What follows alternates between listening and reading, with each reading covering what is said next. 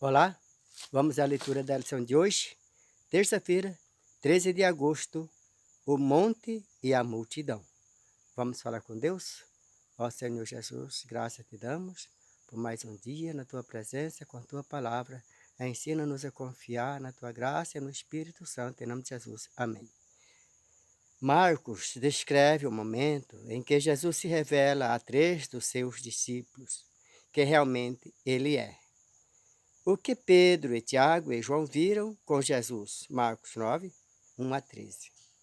Viram a transfiguração de Jesus e viram Elias e Moisés falando com Jesus.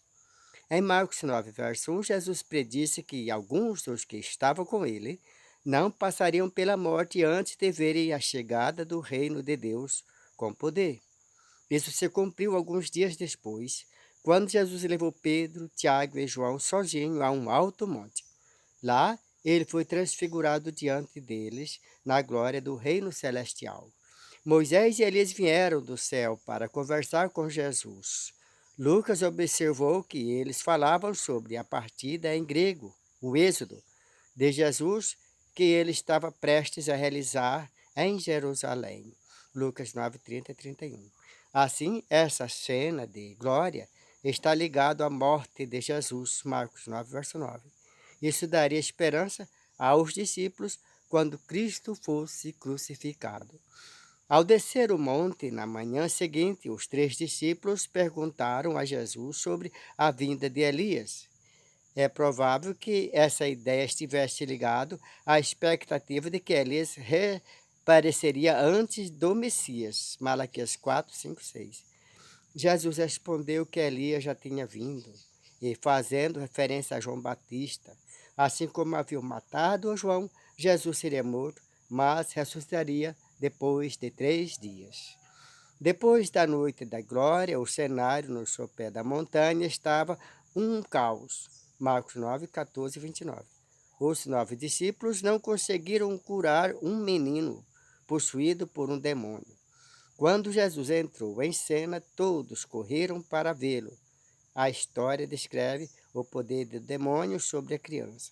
Jesus aparece, demorar, perguntando sobre os detalhes da situação. Isso foi demais para o pai, que deixou escapar. Seu Senhor pode fazer alguma coisa? Tenha compaixão de nós e ajuda-nos. Marcos 9, 22. Jesus percebeu a expressão de dúvida. Ele disse em outras palavras: o que você quer dizer com seu Senhor pode? Marcos 9, 23. De repente, como um relâmpago, o pai viu que não era apenas o filho que tinha um problema. Ele próprio tinha um problema de incredulidade que poderia impedir a cura do seu filho. O pai desesperava: eu creio, Senhor. Ajuda-me na minha falta de fé. Marcos 9, 24. Então Jesus curou a criança.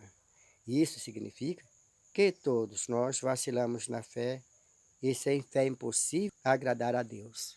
Todos nós necessitamos fazer igual o homem, pedir ao Senhor que ajuda-nos na nossa fraqueza de fé. E Ele está disposto a responder às nossas inquietações do nosso coração. Amém? O objetivo desse canal é levar as pessoas mais perto de Deus, mais perto umas das outras e ter uma experiência diária com a palavra de Deus. Lembrando, nem só de pão vive o homem, mas de toda a palavra que procede da boca de Deus.